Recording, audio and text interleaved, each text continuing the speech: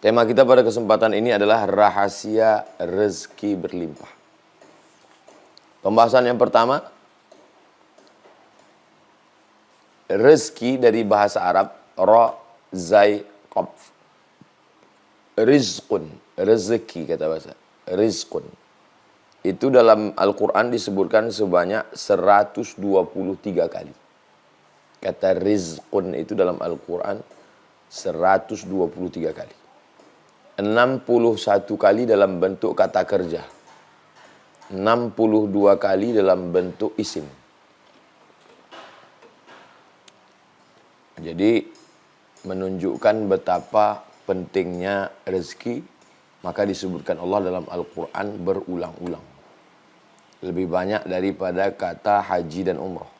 Lebih banyak daripada kata puasa, siyam. Rezeki, rezeki, rezeki.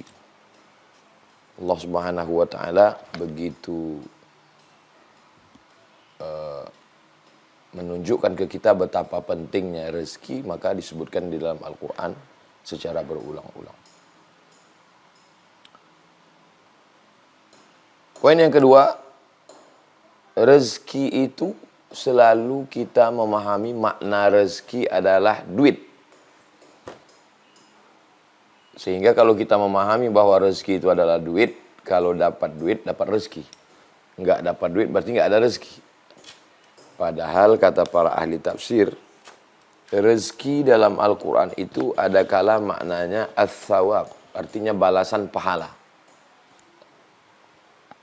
Ustaz Somad, kenapa ada orang yang enggak sholat subuh tapi rezekinya lancar? Sedangkan ada orang yang sholat duha, tapi rezekinya malah nggak ada. Karena yang dia maksud rezeki di situ uang.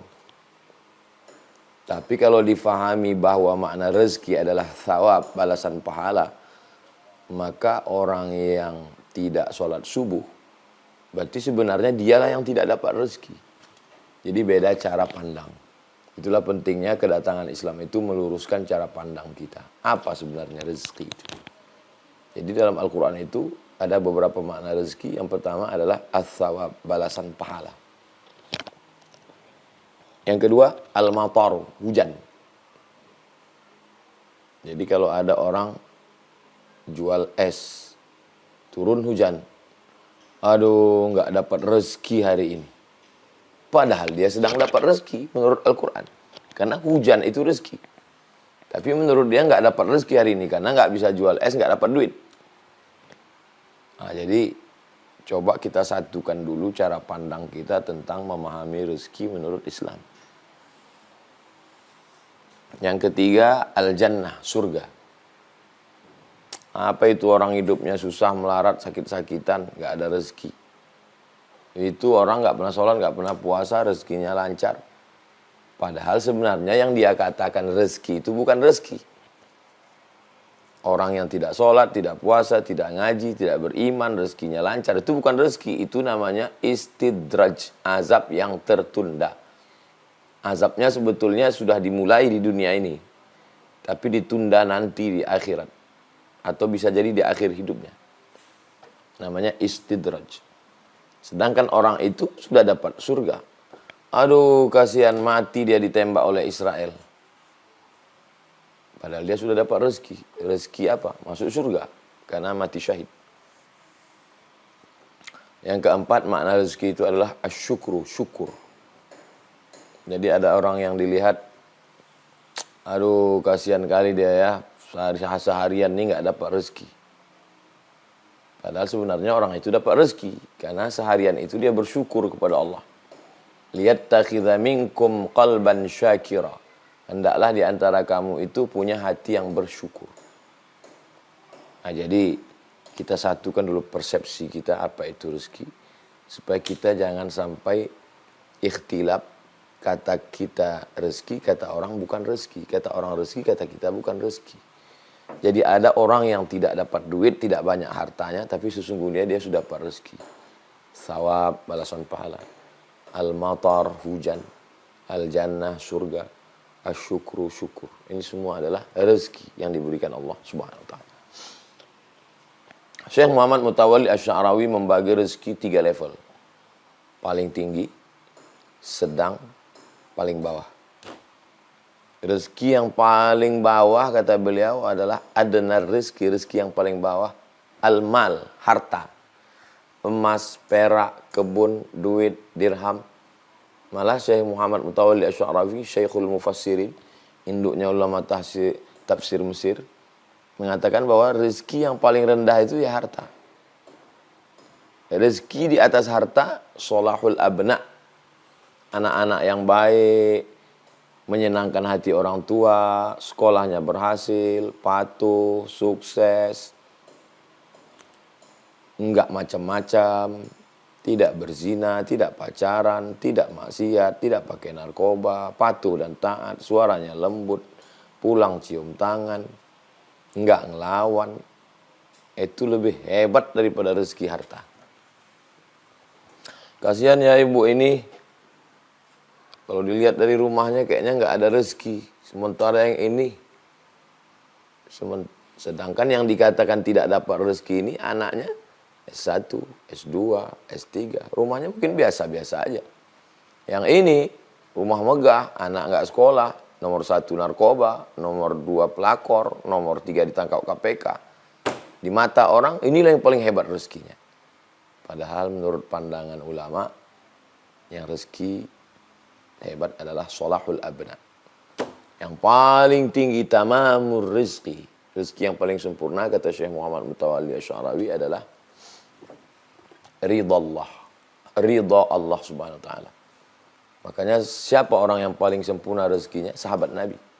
Karena mereka itu titelnya radhiyallahu anhum. Mereka diridhai Allah Subhanahu wa taala. Jadi sebetulnya rezeki itu berapa? Wah, Syekh Muhammad Mutawalli Asy-Sya'rawi menyebutkan secara detail rezeki itu berapa. Yang pertama sakinatur ruh, jiwa yang tenang. Tenang menghadapi ujian, tenang menghadapi cobaan, tenang menghadapi caci maki. Nah, ini rezeki. Nurul aqli, cahaya dalam fikirannya, cerdas, cermat. Sihatul jasad, badan sehat. Jadi kalau kita ketemu sama orang, apa kabar, sehat? Dia dapat rezeki. Safaul qalbi, hatinya bening, jernih. Enggak ada dendam, enggak ada marah, enggak ada sakit hati, enggak ada dendam kesuman, enggak ada laknat, enggak ada kufur, enggak ada syirik, enggak ada munafik. Salamatul fikri, pikirannya sehat, enggak ada sekuler, enggak ada liberal, enggak ada komunis, enggak ada ateis, enggak ada kufur nikmat.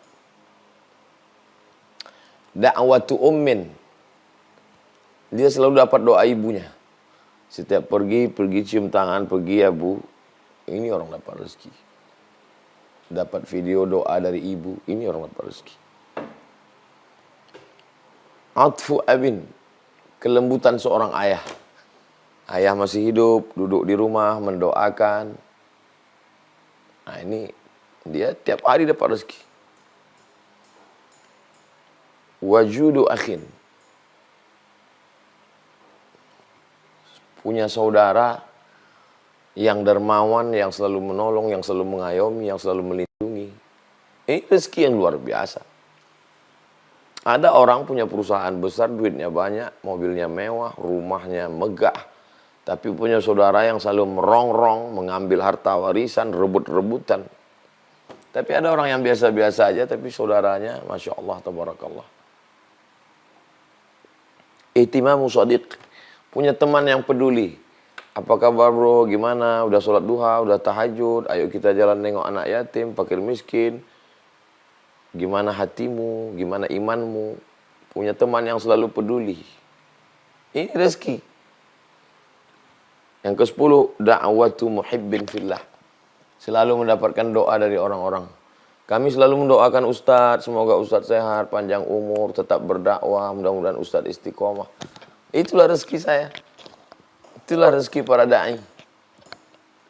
Nah, jadi sebenarnya sudah mendapatkan rezeki berlimpah, tapi orang menganggap dia tidak ada rezeki. aduh nggak ada rezeki. Padahal sebenarnya dia sudah mendapatkan rezeki dari Allah Subhanahu wa Ta'ala. Itu maka pembahasan yang pertama adalah fahami dulu apa makna rezeki sebaik-baiknya. Berikutnya poin yang keempat.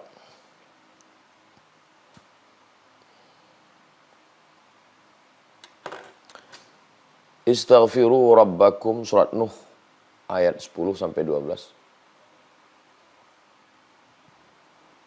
Yursilis sama alaikum midrara. Allah akan kirimkan air lebat, hujan turun.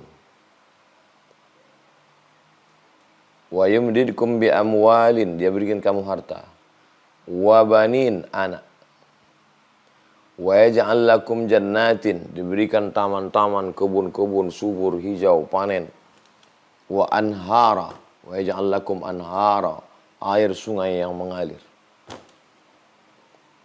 Diberikan Allah Subhanahu wa taala balasan, turun hujan,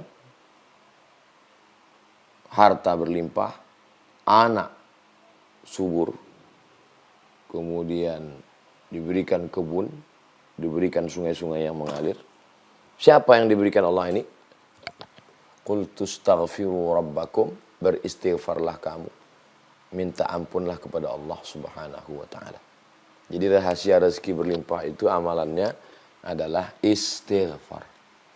Astaghfirullah, sependek-pendek astagfirullah, astagfirullah, astagfirullah, astagfirullah. Nabi dalam hadis sahih astaghfirullah, astaghfirullah, astaghfirullah. Kalau kita tambah panjang, lengkap, full, baik. Astaghfirullahaladzim alladzi la ilaha illa huwal hayyul qayyum wa atubu ilaih. Sayyidul istighfar, Allahumma anta rabbi la ilaha illa anta khalaqtani wa ana abduka wa ana ala ahdika wa wa'dika mastata'tu. A'udzubika min syarri ma sana'tu, abu'u laka bi ni'matika alayya wa abu'u bi dhanbi faghfirli fa innahu la yaghfiru dzunuba illa anta. Tapi dia bukan mantra bim salabim abrakadabra yang diucapkan di mulut, di ujung lidah, di tepi bibir, lipstick, bukan. Dia mesti dari lubuk hati yang paling dalam. Makanya yang pertama kali adalah an-nadamu fil qalbi, menyesal dalam hati. Setelah menyesal itu diiringi oleh al-iqraru bil lisani, diungkapkan dengan lidah, astaghfirullah. Wal amalu bil arkani. An-nadamu fil qalbi wal iqraru bil lisani. Al-itmaru alla ya'uda ilaihi abadan, tekad yang kuat untuk tidak mengulangi lagi. Jadi menyesal dulu dalam hati. Setelah ada penyesalan yang mendalam, dilafazkan dengan mulut. Setelah dilafazkan di mulut, tekad yang kuat untuk tidak kembali kepada perbuatan itu. Maka itu kalau dilakukan. Jadi kalau ada orang bertanya, apa tanda istighfar kita diterima Allah? Apa tanda istighfar kita diterima Allah? Memang dia seperti WhatsApp, ada conteng 1, 2. Memangnya dia seperti SMS yang ada reportnya. Yursil sama alaikum midrara, turun hujan lebat. Wa yumdidkum bi amwalin, kamu dapat harta berlimpah. Wa banin, anak. Wa yaj'al lakum jannatin, diberikannya kamu kebun-kebun. Wa yaj'al lakum anhara, air sungai yang mengalir, tidak kurang satu apapun. Dan ini ditegaskan juga dalam hadis Nabi SAW, man lazimal istighfar, siapa yang memperbanyak istighfar, ja'alallahu lahu min kulli dhiqin makhraja, dari segala kesempitannya diberikan Allah makhraja, solusi jalan keluar. Wa min kulli hammin faraja, dari segala kesusahan hatinya faraj, ada kelapangan. Wa razaqahu min haitsu la yahtasib, diberi rezeki dari jalan yang tidak disangka-sangka. Diberi rezeki dari jalan yang tidak disangka-sangka.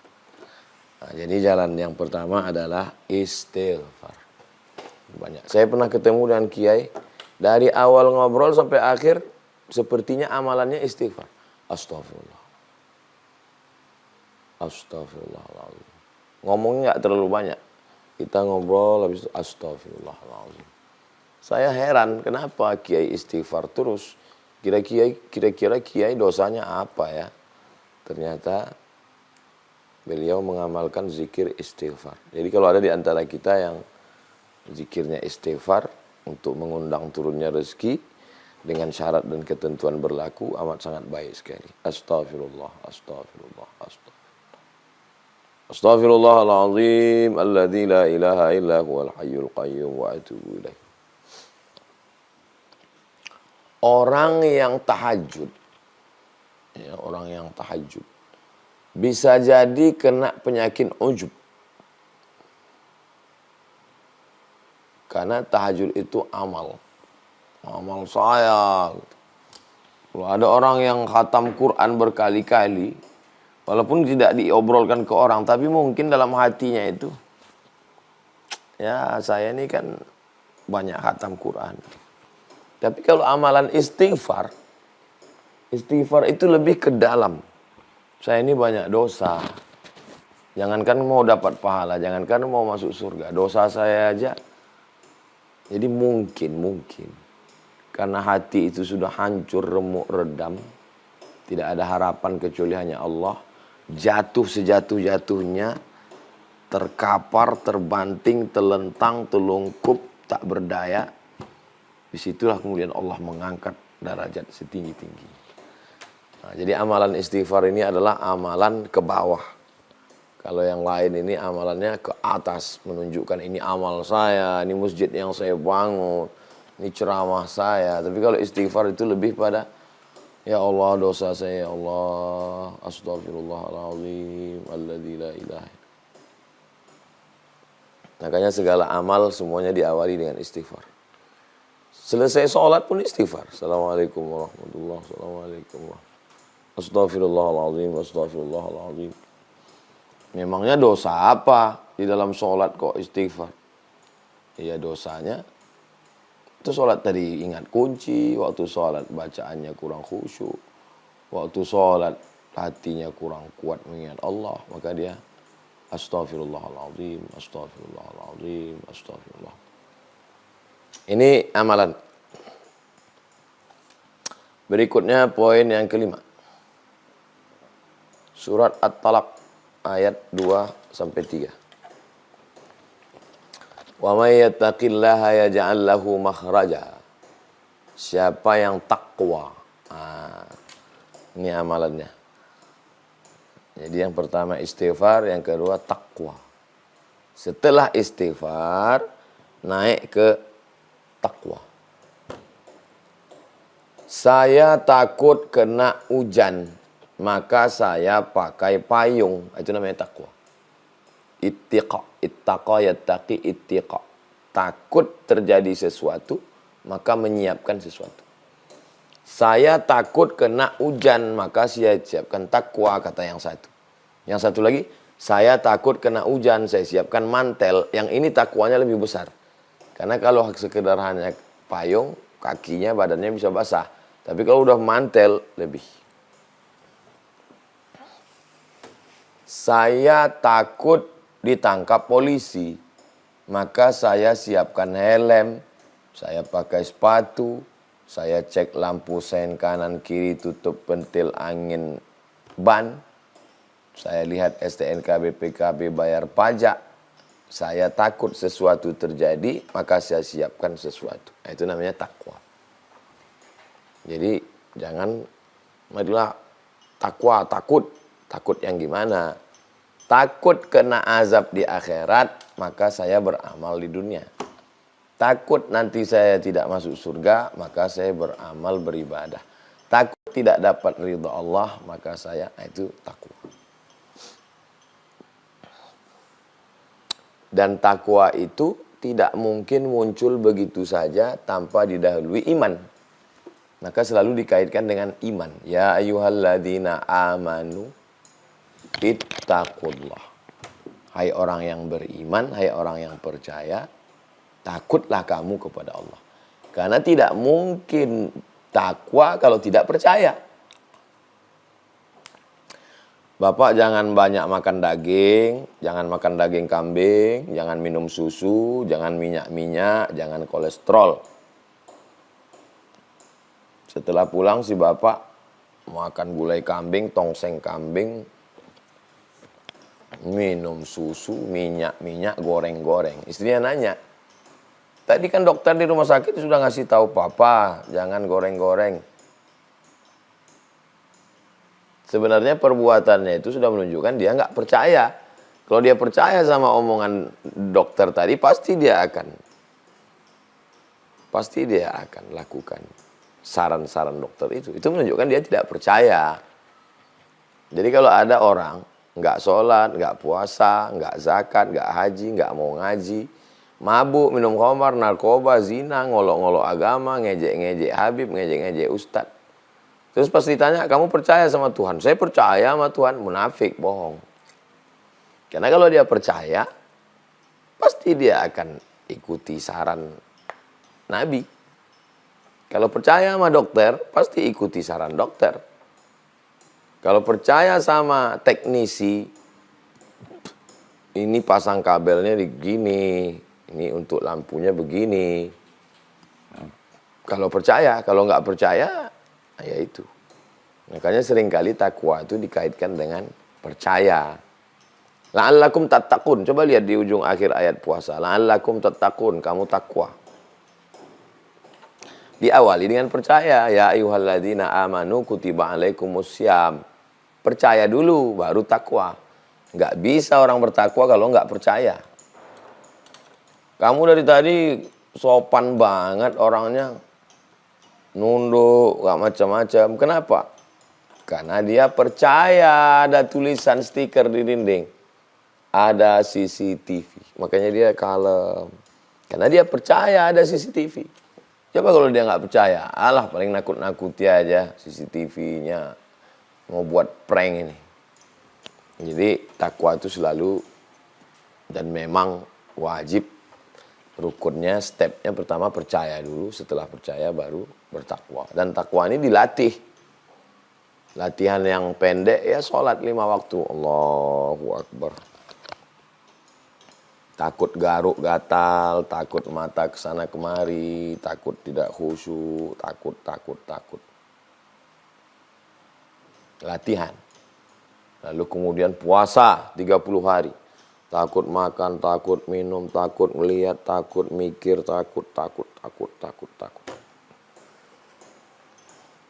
Tanggal 8 hari Tarwiyah, tanggal 9 hari Arafah, tanggal 10 hari Nahar, 11, 12, 13 hari Tasyrik. Oh, itu panjang sekali. Takut nyabut bulu hidung, takut ngupil, takut garuk, takut mandi, takut pakai sampo, takut. Ini dia berproses, ada latihannya. Nah, ini kalau takwanya dilaksanakan, janji Allah, wa may yattaqillah, siapa yang bertakwa, yaj'al lahu makhraja, diberikan Allah solusi jalan keluar terhadap masalah hidupnya, wa yarzuqhu min haitsu la yahtasib, diberi rezeki dari jalan yang tidak disangka-sangka. Nah, ini dia rezeki.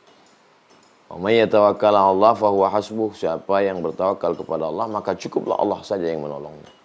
Apa kata Syekh Muhammad Mutawalli Asy'ari? Kalau dalam saat kesulitan tidak ada satupun manusia yang mau membantumu, maka yakinlah berarti saat itu hanya Allah saja yang ingin membantumu dan Allah tidak ingin ada orang lain bersama dengannya. Kawan-kawan yang akrab dulu mana? Terbang melayang. Saudara-saudara, sahabat-sahabat hilang.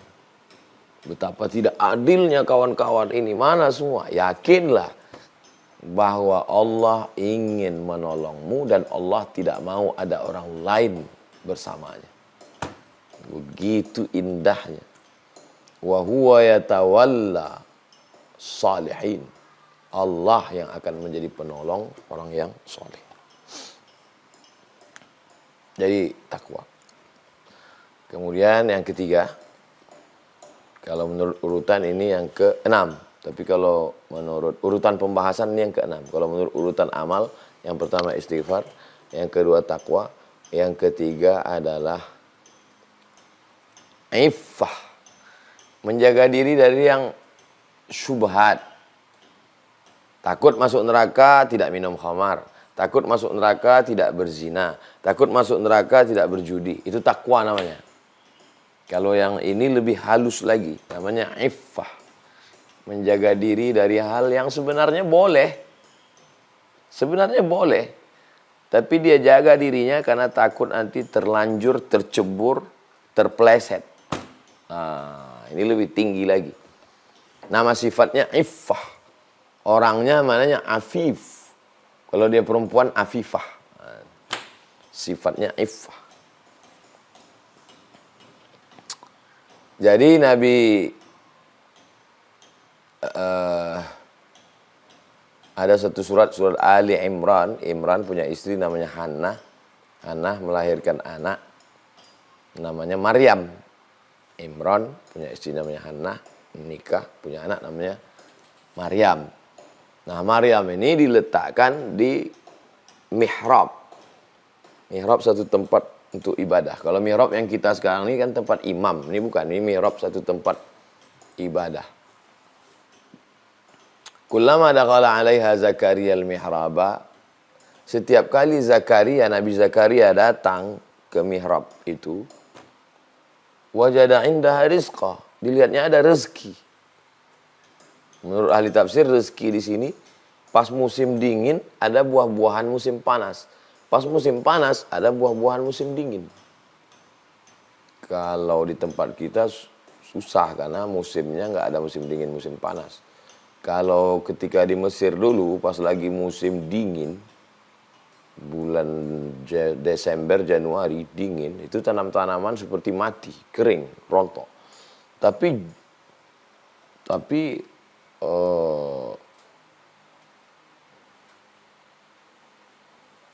musim dingin itu malah jeruk banyak. Lalu kemudian ketika musim panas, semangka banyak. Musim panas bulan Juli, bulan Agustus, kurma banyak. Musim dingin, jeruk banyak. Ternyata jeruk itu kalau dimakan menghangatkan perut. Bagus, bertukal. Begitulah adilnya Allah, di saat musim dingin dibuatnya tanaman yang tumbuh hangat, panas ke perut. Bagus. Kita kalau musim dingin kan bibir pecah-pecah.